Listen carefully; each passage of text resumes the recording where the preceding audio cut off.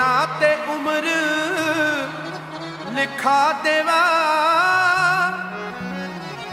हर जन्म मिलन दा करवादा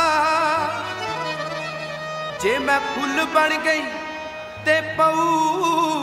फुल बनना वे इको टाणी ते खिलन दा करवादा